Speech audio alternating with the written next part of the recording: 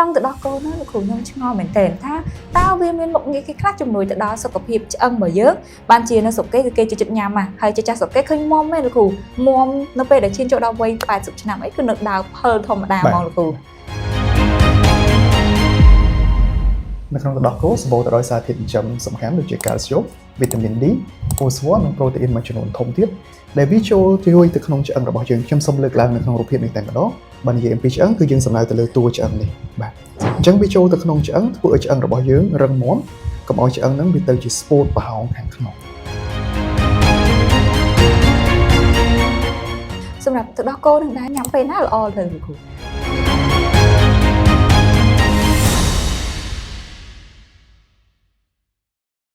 ยังแต่แต่เลยจากกวาดอุจจาระเหมือนแต่แต่เลยปัญหาคือกบาดจะก้องชื่อตามสลัดได้เชิงให้เมียนไปคลาคือกวาดจกโรยเชิงเกยอัดหลุดแต่มาดองนี่วิคือสัญญาณเหมือนเจียปีปัญหาแจกซอยหมกเงียใส่ดมก็โดยเชี่ยสัญลักษณ์หนังเชิงเราไปได้กวาดเชียนโจไว้จำแนกโดยจะให้ในขณะวิดีโอไม่นี่นิ่งขยมบานอันเจในวิจัยบันเดิดไอเกตเต้ดำไปเอาวิจัยบันเดิดกดบอสไลน์ในปัญหาได้บองปอนกับปองแต่ช่วงก็โดยเจ็บดำในกระเดืออ้อจุนแต่การบองปอนดำไปดาวไซต์แต่เลยปัญหาสกปรกสัญลักษณ์เชิงหนังใส่ดมน้ำผักได้ได้ไล่มันหนังโจแต่ดาวประเทศบัดวายเยอะนี่ขยมสำนักนำบองปอนในประเภทตึกดอกโกจำนวนเชิงได้มีชั่วโมงท้า Enlin Activit 3X ได้เชี่ยประเภทมาสร้างตึกดอกโกมีตกตึกดอยสลัดจะจินเจิมสำคัญจีจราช่วยตึกดอยสกปรกเชิงสัญลักษณ์หนังใส่ดมอาการแต่ระม่วมประเภทมาสร้างตึกดอกโกไม่ได้คือละอคลั่งเหมือนเต้นสำหรับมนุษย์เป็นไว้ในมนุษย์จ้ายามเชี่ยประจำทั้งไงดังใบช่วยบ่งเป็นสลัดจะจินเจิมอากาศสการิงไก่ช่วยปกหลังหมกเงี้ยเชิงก็โดยเชี่ยบ่งแก้ในปัญหาปกเชิงตึกขนมทั้งไงขังหมกจุดเริ่มขึ้นมาวิจัยดัดกอยรถนะไอกระเตงวิจัยซับในสัญลักษณ์ใส่ปูนันใส่ดมไฮกอจิสทับนักในคลินิกสัญลักษณ์เอกจอนเอ็กซ์เพรสจ้าคือเอาไปเทียนบอสในขนมไงนี่คือยังเราแต่เลยสกปรกจะอังจอมแต่มาดองแต่ซาตามาดูจ้าปัจจุบันคือก่อนอูจราเหมือนแต่เลยปัญหาชื่อว่าจะก้องจกโรยสลัดได้เจอแล้วคือย่อมชอตาให้ได้มันเชียจ้าเราการวิจัยเยอะกดอูแต่เลยเรื่องปัญหาชื่อสลัดนั่งจราเหมือนเลยตาแต่เต้นจมูกนั่งปัญหาแต่อ๋อนั่งวิการเมียนมาปีกตาไอเกดได้ให้ไปเชิญลุงซาอาซาลือเหมือนเต้นแต่เลยเนี่ยกดชื่อสลัดนั่งกดโอนฮะชื่อนั่งก็มาจะก้องปอบเชือกให้นั่งเนยตรังจะแก่นี่เลยคือชงาฐานนั่งวิมาปีปัญหาอีกได้บาดจากการปัดตามปัดพิมีมูลเหตุจางแต่ตรงการจกโรยนั่นแหละปัจจัยที่สมเลือกมูลเหตุมวยได้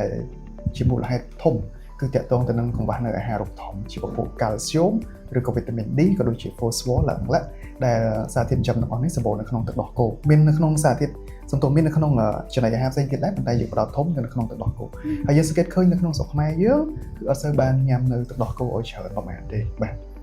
แต่ถึงจมูกนั่งกงกว่าสายจะจินจมพิจารณาโดยกุหลาบหลังจากเอาเซอร์เคยกอดด้วยจะตกแบบตะเลยการยำตึกดอกโกนั่งแมนเตพิจารณาคือกอดเราตะเลยการยำไอเส้นกับปีตึกดอกโกนั่งแต่เราเมียนอาเจียปัญหาไอเส้นที่ข่าวปีกองว่าสายจะจินจมนั่งดาวลูกมันจะเอาลูกช่วยสกัดทุ่นตะเลยปัญหาโดยเฉพาะตะลอบรุ่นในประจำทั้งไงก็โดยเฉพาะสกัดเพียงแต่กอดทั่วข้อชิโก้บางกอเป็นปัญหาเงี้ยที่แหลกไซหมกเงี้ยจะอังเตอร์ขนมทั้งไงขังบอกว่าลูกชิปในได้คือแต่ตรงแต่หนึ่งการเงี้ยได้ยืนกุยเงียบมากหลายเอาใส่บานถ้วยจอละนะก็โดยชีอัตราบันสมทบอัตราบันเตยไปเลยทั้งไงอันนั้นก็จะมูลเหตุมวยของได้แต่ถ้วยสกปรกจังยังฉับจอกสาวไปเลยทั้งไงเมียนถ้าไปเจอไอ้กิสมาจะเอิงอย่างไรสำหรับประกาศวิตามินดีได้สำคัญครั้งจากการปัดเปกลายยังยำจะไหนฮะต้องไปเอาวิตามินดีกรุบกรอนได้หรือก็ยังทั่วการในขนมมันสนิทเชี่ยอัดบานเถยไปเลยทั้งไงจังไปยังบานเถยไปเลยทั้งไงสบายไปยังปากชิมวยนั่งไปเลยทั้งไงมีประกาศวิตามินดีเอากลุ่นยังแต่มาดอกจังมาในท่าเนี่ยตะกอดอาซาในขนมออฟฟิศอาซาจิงเถยไปเลยทั้งไงติ๊กดำไปบานเรียนการไปยังสมยงถ้วยวิตามินดีจ้าลูกคือมันเดินเตอเต้นจมูกนั่งปัญหาแทรกซอยหมกเงี้ยจะอังสลัดใส่ปัวใส่ดมลูกคือตามบัดพิซซ่าลูกคือโชว์เจอในขนมสายในจานชนะไม่เต้นลูกคือสังเกตขึ้นท่าการมีจานแต่เลยไว้หน้าให้เพชรปลอกหนังเพชรไร้ไม่น่าการจานจริงบัดสังเกตขึ้นท่าเลยไว้เหี่ยงชนะติ๊กให้พิจารณาการดำเนินนกสไลจานจริงให้ไอเรื่องกูบาดจากการปัดแต่ตรงนั้นนกสไลคือมีกำหับจังต่อฟอดก็โดยเฉพาะต่ำหงจังก็เห็นตัวจังแบบปลอกจังดอลไว้มวยได้เห็นชนะติ๊กมีดังทะเลจ่อเห็นเลื่อนจังแบบปลอกที่พี่แต่ตรงนั้นออกโมดในย่างของนกสไลคือเอสโตรเจนแต่ทะเลจ่อเลื่อนในของเปจับไปเปออร์เดอร์เตอร์งี้ไปโชว์หมกโคนเหมือนเต้นแล้วครูจังบัญชีเกณฑ์นออมหรือใส่เปออร์เดอร์กูแต่หัวไอ้ยำประทานจีบเซ็กคือตะดอกโกมองแล้วครูตรังตะดอกโกนั่นแล้วครูยำชงอเหมือนเต้นถ้าตาเวียนเป็นหมกงี้คลาดจมูกตะดอสกปรกจะอังเหมือนเยอะบัญชีน่ะสกเกคือเกจุดยำมาให้จะสกเกเคยมอมไม่แล้วครูมอมนั่นเป็นแต่ชิ้นโจดเอาไว้80 ชนะไอ้คือหนึ่งดาวเพิ่มธรรมดามองแล้วครูจังในขนมดอกโกสโบตรอยสารที่จำสำคัญโดยเฉพาะแคลเซียมวิตามินดีโฟสฟอรัสและโปรตีนมาจำนวนทมทิศได้วิจัยที่ช่วยขนมเชื่อมระบบยังจำสมเลือกลางในขนมรูปเพศในแต่ละดอก បើនិយាយអំពីឆ្អឹងគឺយើងសំដៅទៅលើតួឆ្អឹងនេះបាទអញ្ចឹងវាចូលទៅក្នុងឆ្អឹងធ្វើឲ្យឆ្អឹងរបស់យើងរឹងមាំ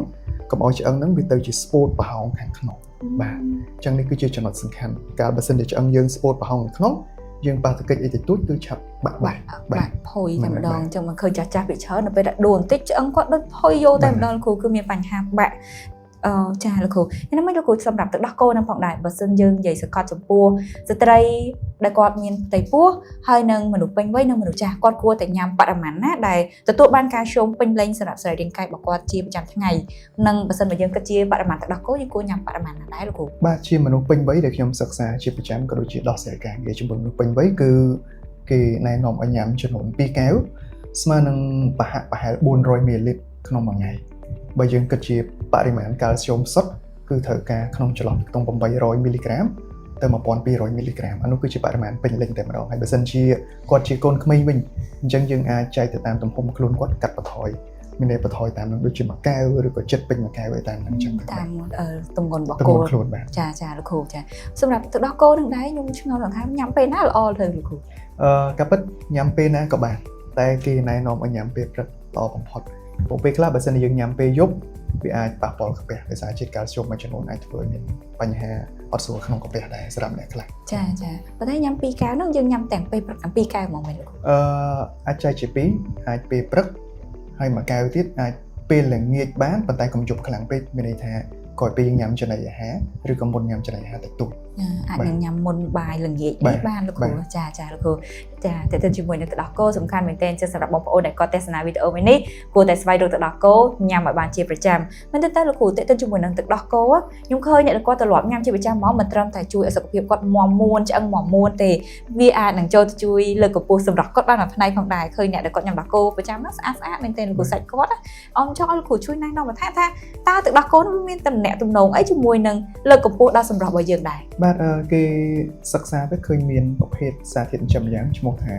អាស៊ីតឡាទិកដែលអាស៊ីតឡាទិកនេះគឺជួយឲ្យស្ទប់ស្បែកយើងមានលក្ខណៈភ្លឺថ្លានេះជាផ្នែកសំខាន់ហើយក៏មានសារធាតុចិញ្ចឹមផ្សេងទៀតដែលជួយស្បែករបស់យើងផងដែរចាអញ្ចឹងបានន័យថាអាស៊ីតឡាទិកហើយនិងសារជាតិចិញ្ចឹមផ្សេងទៀតគឺវាមានមុខងារជួយដល់សុខភាពស្បែកចាអញ្ចឹងសម្រាប់អ្នកដែលគាត់ទទួលទានដល់គោអញ្ចឹងមិនត្រឹមបានតែរឹងមាំទេស្បែកស្អាតទៀតប៉ុន្តែគាត់តែវាមិនជួយ direct ទៅកាន់សុខភាពសម្រស់របស់យើងដូច collagen ផ្សេងចាលោកគ្រូខ្ញុំមិនលោកគ្រូដល់ចំណុចនេះខ្ញុំនៅតែចង់ឲ្យលោកគ្រូលើកឡើងបន្ថែមទៅលើអ្នកដែលគាត់មានទម្លាប់ដេកដើរឈរអង្គុយមួយចំនួនណាអ្នកខ្លះគាត់ចូលចិត្តអង្គុយបែបកោងដើរអោនអោនអញ្ចឹងលោកគ្រូថាវាអាចនឹងបង្កឲ្យឆ្អឹងរបស់យើង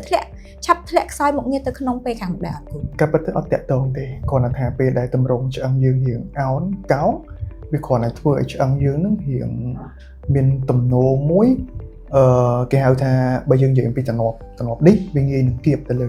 សរសៃចង្កេះជាដើមអញ្ចឹងអាចងាយនឹងឆាប់កើតទៅជាគៀបសរសៃចង្កេះតែមិនមែនមានន័យថាការដែលយើងអោននឹងធ្វើឲ្យឆ្អឹងយើងឆាប់ចុះខ្សោយអត់តាក់ទងគ្នាទេវាផ្សេងវាធ្វើឲ្យមានការសកត់ទៅលើសរសៃលើអីវិញចាចុះដូចជាអ្នកដែលគាត់ប្រើកម្លាំងលើកអីវ៉ាន់ធ្ងន់ប្រឹងអីចឹងព្រោះតាអាចនឹងធ្វើឲ្យឆ្អឹងឆាប់ធ្លាក់ខ្សោយមុខងារដែរអត់តាក់ទងគ្នាដែរសូមបញ្ជាក់ឡើងវិញក្នុងនេះគ្រាន់តែថាបើសិនជាយើងលើកធ្ងន់ខ្លាំងពេកធ្វើឲ្យសាច់ដុំយើងប្រឹងខ្លាំងក៏ដូចជាឆ្អឹងរបស់យើងអាចនឹងមានការលយតំណប់នេះគៀបសកត់ទៅលើសរសៃប៉ុន្តែបើតាក់ទងខាងយើងធ្វើការងារខ្លាំងធ្វើឲ្យឆ្អឹងយើងឆាប់ហុយមែនទេទោះវិញបើសិនជាយើងធ្វើការងារច្រើនក្នុងកម្រិតមួយសមរម្យវាធ្វើឲ្យឆ្អឹងយើងបែរជារឹងមាំវិញប៉ុន្តែប្រយ័ត្នក្នុងថាកុំឲ្យលើកធ្ងន់នេះលើកខ្លាំងពេកព្រោះហ្នឹងវា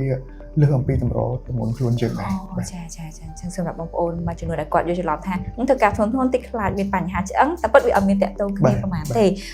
ចាលោកគ្រូតាក់ទងជាមួយនឹងអាហារដោយសារតែទឹកដោះគោវាជំនួយឆ្អឹងហើយប៉ុន្តែខ្ញុំចង់ដឹងថាតើមានរបបអាហារអីផ្សេងទៀតដែលបងប្អូនអាចញ៉ាំបន្ថែមដើម្បីបំពេញសារជាតិចិញ្ចឹមទៅដល់សុខភាពឆ្អឹងតែម្ដងលោកគ្រូបាទគឺមានបោះដែលសំខាន់ដូចជាពពុះ berry សម្បូរនឹងសារធាតុចិញ្ចឹមជួយឆ្អឹងណា blueberry blackberry ឡើងណាហើយក៏មាននៅពពុះអាហារដូចជាបន្លែបបៃតងហ្នឹងនេះអាហ្នឹងក៏ជួយក៏ដូចជាប្រភេទក្រូចទាំងអស់ដោយសារយើងត្រូវការបន្ថែមនៅពពុះវីតាមីន C ផងដែរក្នុងការជួយឆ្អឹងអញ្ចឹងក្រូចក៏មាននៅវីតាមីន C សម្រាប់ជួយឆ្អឹងចាចុះសម្រាប់មនុស្សចាស់វិញលោកគ្រូដោយសារតែមនុស្សចាស់សម្រាប់ចំណីអាហារតែម្ដងខ្ញុំឃើញពីច្រើនដូចជាញ៉ាំទៅដូចជាអត់សូវ work លើគាត់ទេព្រោះតែគាត់គួរតែញ៉ាំអ្វីដែលផ្ដោតសំខាន់ទៅលើសុខភាពរបស់គាត់តែម្ដងបាទជាការពិតសំខាន់បើគាត់អត់ញ៉ាំអីបានតែជាចម្បងគឺទឹកដោះគោហ្នឹងឯង ព្រោះទឹកដោះគោវាសម្បូរនៅសារធាតុចិញ្ចឹមដែលជួយឆ្អឹង direct ដូចជាពពុះ calcium vitamin D ក៏ដូចជា phosphorus និង protein មួយចំនួនអាហ្នឹងគឺជួយឆ្អឹង direct បើសិនជាគាត់អត់បានញ៉ាំអីក៏គាត់គួរតែបានញ៉ាំទឹកដោះគោដែរអូចាព្រោះអីពីច្រើនចាស់គាត់ញ៉ាំអីអត់សូវបានទេគាត់ពីច្រើនញ៉ាំបន្លែគាត់ថាទេញ៉ាំសាច់គាត់ថាទេអញ្ចឹងដល់ពេលដែលគាត់អត់អីញ៉ាំគាត់អត់ញ៉ាំអីទាំងអស់អញ្ចឹងទៅធ្វើឲ្យរាងកាយរបស់គាត់ងាយខ្វះសារជាតិចិញ្ចឹមវិញលោកគ្រូអញ្ចឹងតែជាមួយនឹងការជ្រើសរើសនៅផលិតផលញ៉ាំបន្ថែមល្អមែនទែនសម្រាប់មនុស្សចាស់លោកគ្រូយ៉ាងណាមិញដល់ចំណុចនេះអាចនឹងសូមលោកគ្រូផ្ដល់ជាអនុសាសន៍វិញដោយសារតែទៅជាមួយនឹងសុខភាពឆ្អឹងហ្នឹងគឺមានរឿងច្រើនមែនទែនដែរបងប្អូនត្រូវការគិតគូរទៅលើខ្លួនឯងទាំងដែលបច្ចុប្បន្ននេះបងប្អូនអត់សូវខ្វាយខ្វល់ទេយើងខ្វាយខ្វល់ទៅលើសម្រស់ប៉ុន្តែឆ្អឹងយើងអត់សូវខ្វាយខ្វល់ឆ្អឹងលោកគ្រូជួយណែនាំទៅកាន់បងប្អូនជាពិសេសគឺមនុស្សពេញវ័យស្បាខ្ញុំតែម្ដងលោកគ្រូបាទជាអនុសាសន៍គឺស្នើសុំឲ្យគ្រប់គ្នាដែលធ្វើការហ្នឹងកុំឲ្យអង្គុយស្ងៀមមួយកន្លែងពេកភាសាខកណាហើយបើសិនជាមានពេលអាចត្រូវពលឹកថ្ងៃដើម្បីយើងបានវីតាមីន D បន្ថែមជួយឆ្អឹងយើងដែរលើពីនេះត្រូវញ៉ាំនៅចំណីអាហារដែលមានជាតិកាល់ស្យូមបើសិនជាពិបាកខ្លាំងយើងអាចញ៉ាំទៅជាទឹកដោះគោតែម្ដងជាទូទៅញ៉ាំបានខ្ញុំបញ្ជាក់ឡើងវិញជាទូទៅញ៉ាំបានលើកលែងតែករណីជានៅ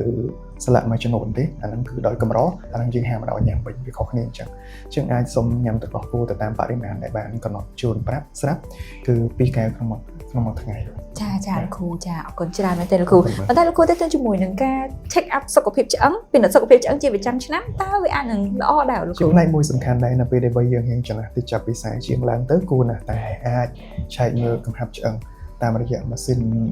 BMD bone mass density ម៉ាស៊ីនធំ DEXA scan ដែលអាចថ្លឹងកំហាប់ឆ្អឹងបានសុក្រិតល្អហើយបើសិនជាយើងឃើញថាកំហាប់ឆ្អឹងរៀងទាបអាហ្នឹងយើងត្រូវការបើនៅពួក calcium ឲ្យបន្ថែមហ្នឹងចាលោកគ្រូវ័យចន្លោះណាដែលគួរតែទៅពិនិត្យសុខភាពឆ្អឹងលោកគ្រូបាទស្ត្រីជំនាញពេលអស់រដូវគួរតែឆែកមើលកំហាប់ឆ្អឹងជាប្រចាំបាទបើប្រុសអាចរៀងលេតជាងបន្តិចចូលទៅដល់ខ្ទង់អាហារជាង60អញ្ចឹងទៅបាទយ៉ាងណាក៏ដោយបើសិនជាមានសញ្ញានៃការឈឺចុករោយអីហ្នឹងក៏គួរតែ check មើលសុខភាពឆ្អឹងបើទោះបីយើងនៅវ័យរៀងក្មេងក៏ដោយចាលោកគ្រូចាអរគុណច្រើនមែនទែនក្បោះក្បាយខ្លាំងមែនទែនទៅលើប្រធានបទមួយនេះហើយជាពិសេសនោះគឺទៅលើប្រធានបទទឹកដោះគោតែម្ដងសម្រាប់បងប្អូនអ្នកដែលគាត់ច្រើនតែសួរមកកាន់ HC Cambodia ថាគួរតែញ៉ាំបរិមាណណាឬក៏ញ៉ាំទឹកដោះគោបែបណាដែលត្រឹមត្រូវសមស្របជាមួយនឹងសុខភាពរាងកាយចម្លើយរបស់លោកគ្រូខ្ញុំជឿថានឹងសមស្របមែនទែនសម្រាប់បងប្អូនអរគុណច្រើនមែនទែនបងប្អូនទាំងអស់គ្នាសម្រាប់ការតាមដានទស្សនាវីដេអូមួយនេះតាំងពីដើមរហូតមកដល់ចប់ហើយយើងនឹងជួបគ្នាម្ដងទៀតនៅក្នុងវីដេអូក្រោយយ៉ាងណាមិញនេះខ្ញុំសូមណែនាំបងប្អូនបន្ថែមនៅប្រភេទម្សៅទឹកដោះគោជំនួយឆ្អឹង Enlin Activate 3X ដែលជាប្រភេទអាហារូបត្ថម្ភដ៏ល្អខ្លាំងមែនទែនសម្រាប់មនុស្សពេញវ័យនិងមនុស្សចាស់ញ៉ាំជាប្រចាំថ្ងៃដើម្បីជួយបំពេញសារជាតិចិញ្ចឹមឲ្យកោសិការាងកាយនិងជំនួយទៅដល់សុខភាពឆ្អឹង Enlin Activate 3X ជាប្រភេទម្សៅទឹកដោះគោដែលមានផ្ទុកទៅដោយសារជាតិចិញ្ចឹមសំខាន់រួមមានដូចជា Calcium, Vitamin D, Magnesium សង្កសីដែលមានមុខងារនៅក្នុងការជំនួយសុខភាពឆ្អឹងឲ្យកាន់តែរឹងមាំនិងមានសុខភាពល្អ Collagen, Vitamin C និង E មានមុខងារនៅក្នុងការចូលទៅជំនួយដល់សុខភាពសន្លាក់ធ្វើចលនាបានកាន់តែល្អជួសជុលនឹងការពារសន្លាក់ចេញពីការខូចខាត Protein, Magnesium, Vitamin B និង D ជួយពង្រឹងមុខងារសាច់ដុំនិងធ្វើឲ្យមានកម្លាំងមាំមួនទទួលទាន2កែវក្នុងមួយថ្ងៃជាប្រចាំអាចជួយកាត់បន្ថយហានិភ័យនៃការកើតនូវជំងឺពុកឆ្អឹងបានយ៉ាងមានប្រសិទ្ធភាពសម្រាប់ព័ត៌មានបន្ថែមបងប្អូនអាចទំនាក់ទំនងបានតាមរយៈលេខទូរស័ព្ទឬក៏ Page ដែលក្រុមការងារបានដាក់បង្ហាញនៅខាងក្នុងវីដេអូមួយនេះ